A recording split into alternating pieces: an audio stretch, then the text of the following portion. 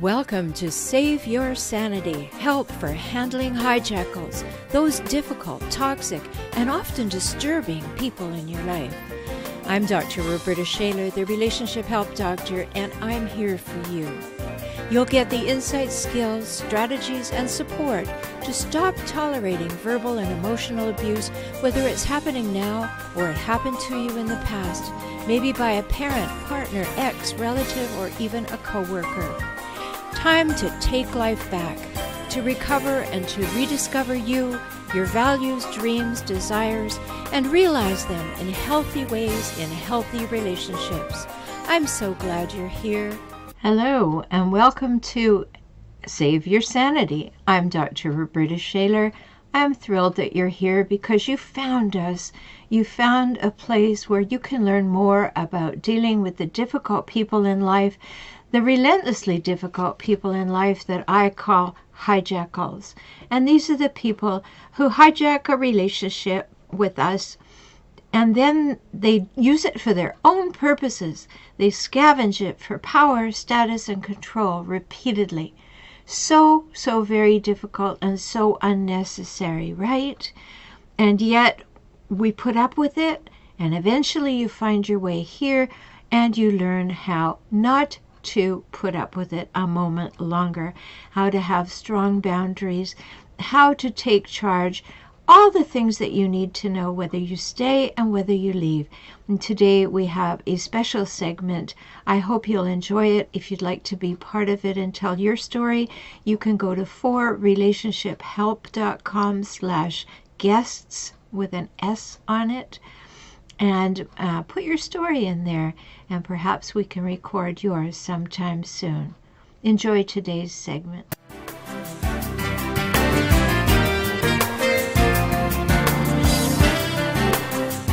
Today we're going to talk about really interesting things in our segment called It Happened to Me. And It Happened to Me is a segment that allows us to talk with people who've been through it, who've experienced it, who've walked some part of the hijackal path. And today my guest is Christa. Welcome to the program, Christa. Thank you. I think it's so interesting to talk to someone who has such a specific divorce behind you. Many times we find that divorces are difficult from hijackals, but add into the mix that the hijackal is an attorney. And then we get a whole other layer, don't we? Yeah, we do. Yeah, so tell us a little bit about your story. Well, things happen, and I'm sure other people can relate to this, happen little by little until you begin to wake up, so to speak, and start to realize that something isn't right. Something isn't feeling right. And for me, it was a lot of little things all through, starting from when my children were young, up until about 10 years ago when I decided to leave. And it was just, it started off with little things like not showing up for something that was important to me, like winning an award. That I was in school and won a writing award, and not showing up for that. Or I was involved in the theater for a while, for one summer, and I had auditioned for a part and was very excited about doing this and something that I wanted to do, but that was it. You would have thought I was asking him to take off his left arm to watch our child, which he called babysitting. And while I was in rehearsals, but what I ended up doing was I just ended up excusing all of that. I just thought, well, that's probably true. I probably shouldn't expect to do things like that. I it's probably too much to ask, and rationalize that. And then things just get bigger and bigger. And before the final straw of when I decided that I was going to have to leave and that this person really didn't care for me or love me was, I had somebody who stalked me for a while. Oh. And I had to involve the police. And the first thing out of my ex-husband's mouth when I told him I was being followed was, "What did you do? Uh-oh. What were you wearing? What did you do? What did you say? Where were you?" Like, it was my fault in some way that somebody was following me. And refused to go to the police with me, refused to even really talk about it. This person that was following me was actually living in our neighborhood. And his stepdaughter went to the same elementary school as our daughter. And that's where he saw me, I guess. I don't know. But the point is it was then that I realized, do you care about my safety? I mean, it was scary. He was walking behind the house during the day. He was showing up at the grocery store when I was there. He was outside the gym when I came out. Mm-hmm. And it was frightening. Yes. It was really frightening. And so all these things just started to add up. All these things just started. And then I think you have a final straw, and then that's it. Well, I think you're right. I've certainly heard that same pattern from many, many people, because good people like you, you think, okay, what's my part in this? Am I asking too much? Is this an unreasonable expectation? Am I pushing the envelope? Do I not know my partner well enough and that he doesn't like to do this, so I should compromise? We do that. That's what we do in a healthy relationship. But when you start doing those things and you see that it just keeps escalating, that there's just less for you and more for him. That's what I hear you talking about is, all right, I gotcha, which is what a hijackal wants to do. They love bomb you and they do whatever they need to do to get you. And then when they've got you, then they relax and slowly begin to show their true colors. But we don't want to believe that. We want to believe what we thought we saw. And we did see it, but it was false. And it was a show to get to the gotcha moment. So then you take it on yourself. Then you take it on, it must be me. I'm being unreasonable. Like you said, how disappointing. A hijackal doesn't show up when you get an award, right? Now, I don't know your husband. I don't know if he's a hijackal, but the way he behaves is what I'm going on here. So one of the things we want to take note of for everybody, Christa, is that a hijackal will ruin anything that's special to you. Whether it's your birthday, your wedding, your award, your children's lives, they have to take the attention away from you, and if not just away from you, get it back on them. So it's either a one or a two-pronged thing, but they are definitely going to ruin an event. Mm-hmm. I could bet that he ruined a few other events as well. He did. And if there was, an event like graduating from school and or, something that I had done like that, it ended up where he took the credit. In other words, I couldn't have done it without him. If he hadn't watched our children, I couldn't have gone to class, and I certainly wouldn't have made the A's that I made or did as well as I did if it hadn't been for him and his support. So if he wasn't ruining the event, if there were other people involved, it was a way to, inflate his role in the entire thing and to show everybody what a wonderful father and husband he is. That's so classic. Mm-hmm. I mean, now that you're out of it, I'm sure you can see the classic nature of all that. But it is just so classic. So if you're listening to this and you're thinking, there's that going on at my house too, or in my relationship. Or you think back to the relationship with your mother or your father. They do the same thing. Hijackal parents do the same thing. Something's really important to you, so somehow it can't happen. Or just what you said.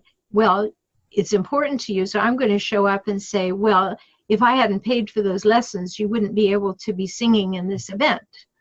And immediately the focus comes back on them, and you're diminished, right?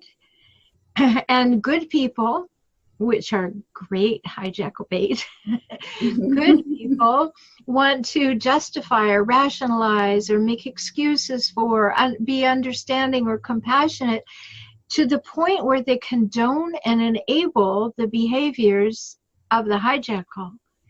And you do that because you're a reasonable human being and you want the relationship to work. What was the trigger thing that actually said no more? Was it that last thing that you mentioned, or was there anything else that caused you to say, no, that's it? No, but I was pretty close at this point, because all these things started, like, more incidents started coming closer together, if that makes sense, in time. And so, so things were already rough between us in our relationship, and there was a lot of fighting going on, and that kind of thing, and intimidation on his part to try to intimidate me physically even. Being an attorney, he said, he felt abuse only happens if you hit a woman, and he never hit me, which is true. So then it wasn't abuse. But there was a lot of physical intimidation, cornering me in the closet, things like that, to make me feel intimidated. But that, the final straw was a night when I was at a party at a friend's house, and he elected not to go with me, which was fine at that point because we probably weren't getting along very well. And so I said, that's fine. I'd probably have more fun without you anyway. So I went, and there was a home where they had, teenage kids, and they came home from a game or something. I don't remember. But when they were leaving, they were in a big truck, backing out of the driveway, accidentally hit my little tiny red car with a big truck that they had, and totally smashed the driver's side window. It was dark out, so it wasn't an incident where I could go home and take the car and drive home with all the glass in there. So my friends said, listen, just call your husband. Maybe he can come pick you up, which I did. He was at a bar, and I could tell because I could hear it.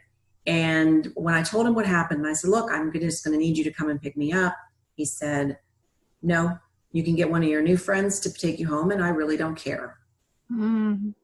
And so they did. I got home, and I came home very late because I was upset. Of course, he was fast asleep, could care less.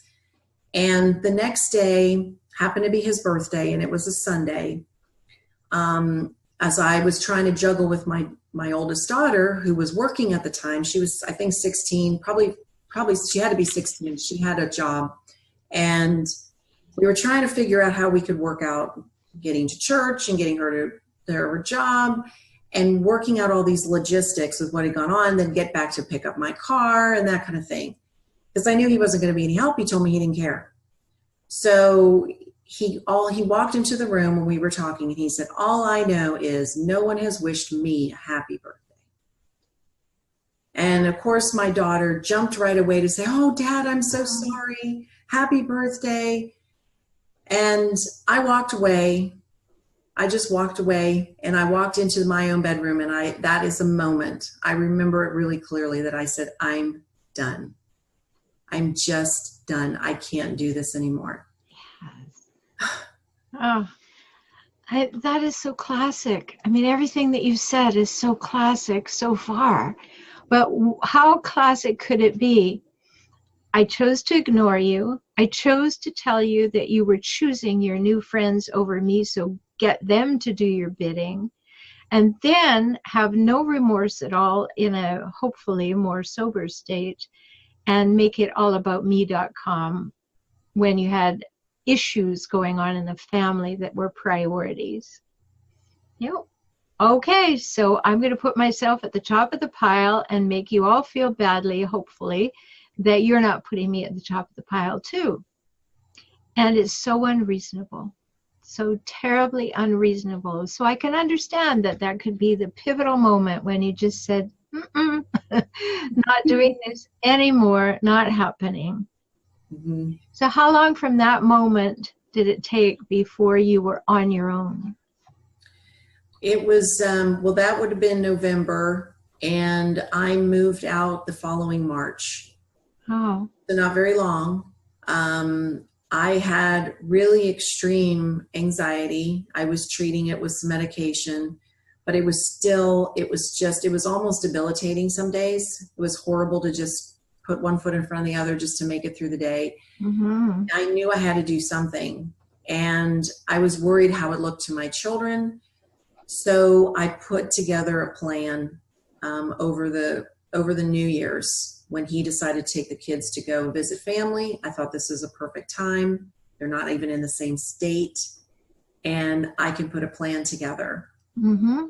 And I reached out to, I only had about 3 friends that I had really been honest with. And I reached out to them. I got a referral for an attorney. I talked to another woman who had actually gone through a very difficult divorce, and she spent probably 2 or 3 hours on the phone with me, giving me advice. And I went to an attorney, and then I got advice from there, and then I went forward with putting a restraining order in place right away. It was before I even told him, so he couldn't shut down accounts and leave me. At the time, I was only working part-time, and I was spending majority of time with the kids. So I didn't have my own career, my own paycheck, other than a part-time paycheck. So there was I didn't have any resources other than what we had. Well, I just want to applaud all of that greatly, because you took action on your own behalf and on the behalf of your children, but you believed other people at that point. You were at the point. Many times people go back and forth. Oh, this is the last straw. Oh, maybe I'll try again. And they go back and forth many times. No fault in that. It's just, it takes a lot to actually get over the doing of it, to actually make it happen, not being in the going to make it happen. And so that was very, very short period of time for most hijackals. But what great advice. I always tell my clients to file without telling the hijackal they're going to, and to prepare and have all the finances taken care of before that. So you did that, and that was so wise. Did he contest this divorce in some incredibly ugly way? Because some attorneys do have a streak that causes them to do that. Well, he didn't contest the divorce.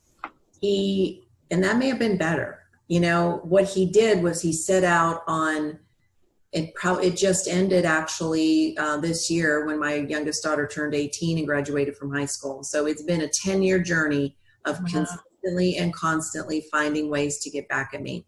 It started off with a 2-year dragging me through custody battle, where we had to have your amicus attorney and your court-appointed psychologist, and we went through, I don't even know how many depositions, mediations that always failed. It was always something, and I don't know how many times I've been served at my front door that he found something else to try to get me on. So he didn't contest it, but he did that in those legal ways, and then he worked to manipulate, bribe, control our children, and turn them away from me, all 3 of them at one point or another. So in some way. So was he successful in sustained alienation, or just for a while? It was just for a while. They really needed to grow up a little bit. They weren't really young. I know some people go through a divorce when their children are only 2 or 3, and that's I probably would have done things differently had they been that small. They were a little bit older, so it was just a period of time, and then they started to see things, and this is what I knew, is he can only keep up the game for so long. After a while, it's too exhausting. And after a while, even they started to see what he was really like. Yes. And there were things that would come up, and, well, Dad didn't do this, or, his girlfriend. Again. His girlfriend ruined my 13-year-old's party when she was turning 13, and she came in, and it was a big scene to where parents had to come and pick their kids up. And so all these things, they begin to see it. And what I had to learn to do, because I was so used to cleaning up his messes all the time when I was married to him, every time he created a mess, I would run in and clean it up to protect my kids. I had to learn through therapy on my own that you got to let him make his mess, even though it hurts your kids, because he's responsible for that, not me. Well, yes, and let's not make that a blanket thing for everybody. Because we want to control which messes we let him make for himself, that you don't clean up, because we always have to keep our children safe. But we can't do anything about when they're with their other parent.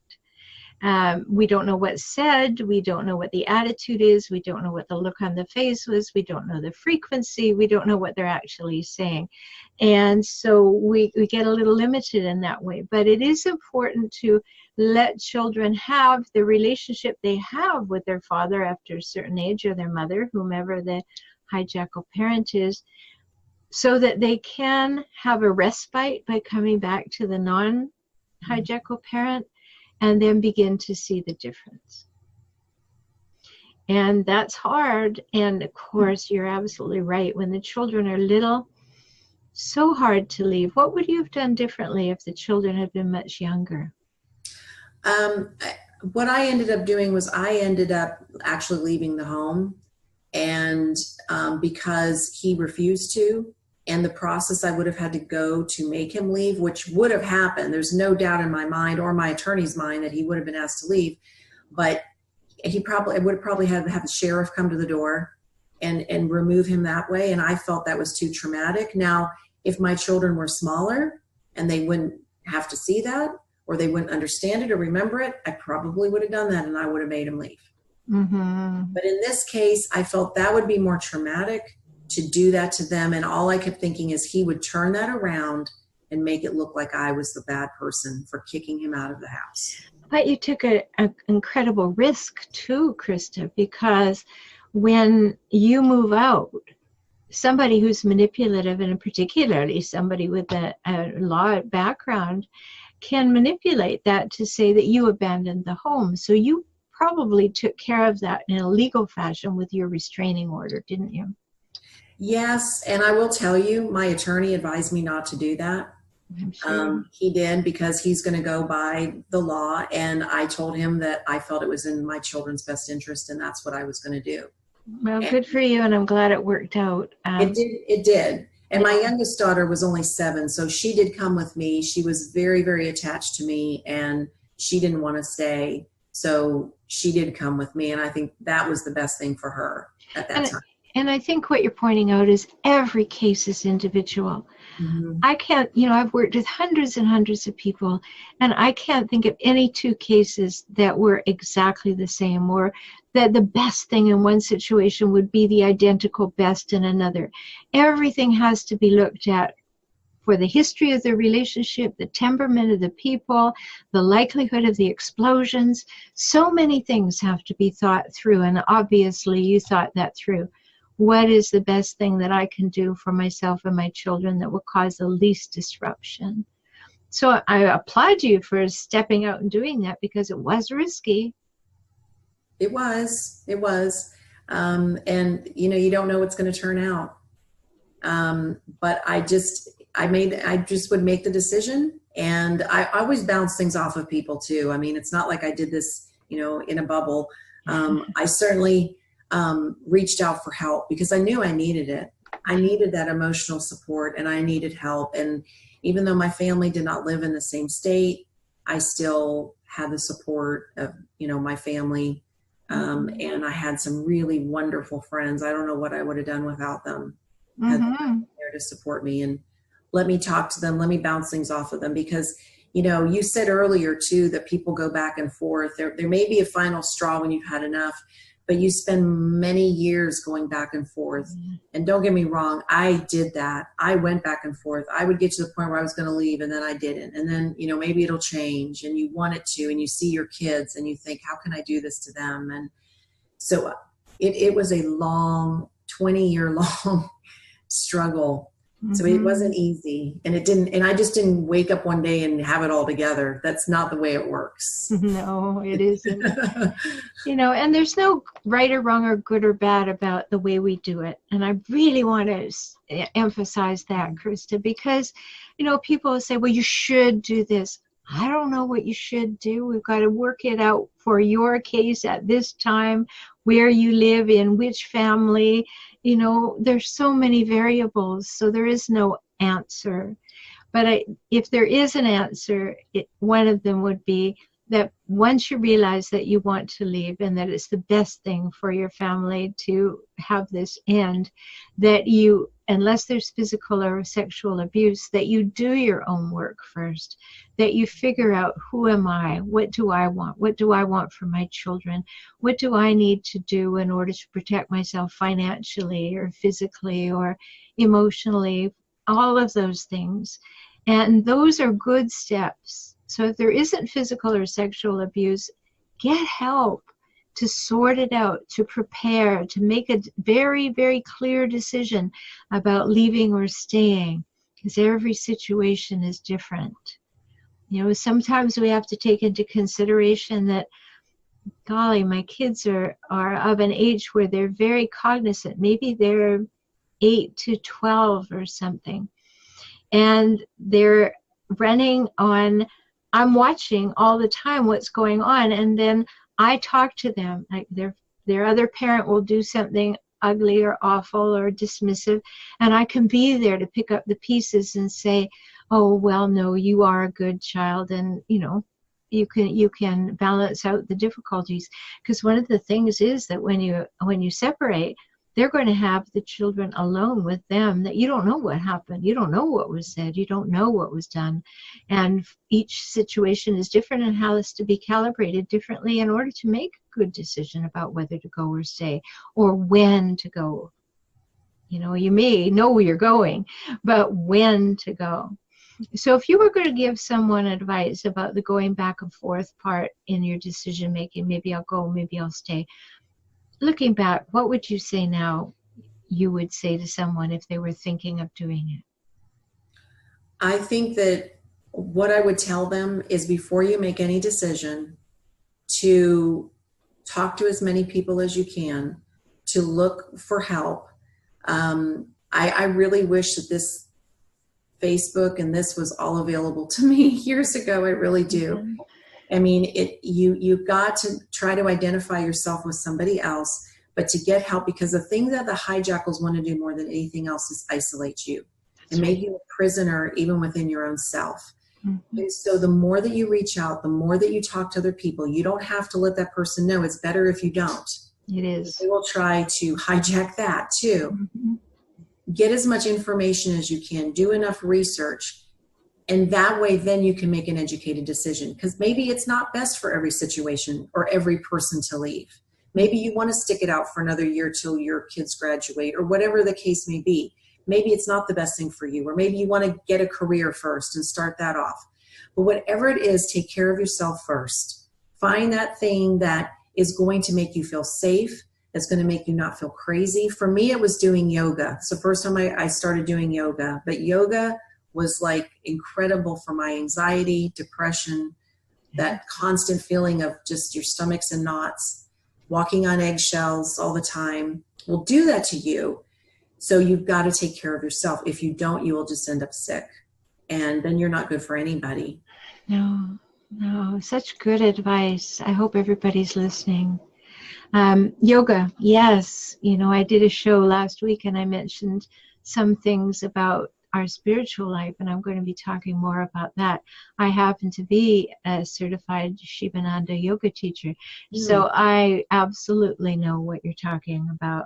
That when you use your breath and when you lengthen your muscles and when you take time aside from yourself and you do Shavasana and you actually allow yourself to let go at the end of a yoga practice, it's a gift that is very difficult to receive from anywhere else, because it's so systematically working your body to relax and to be healthy.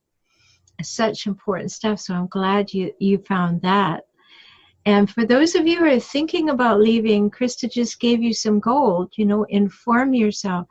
And remember her caveat, which was, don't tell anyone. You don't have to tell the hijackal you're doing this.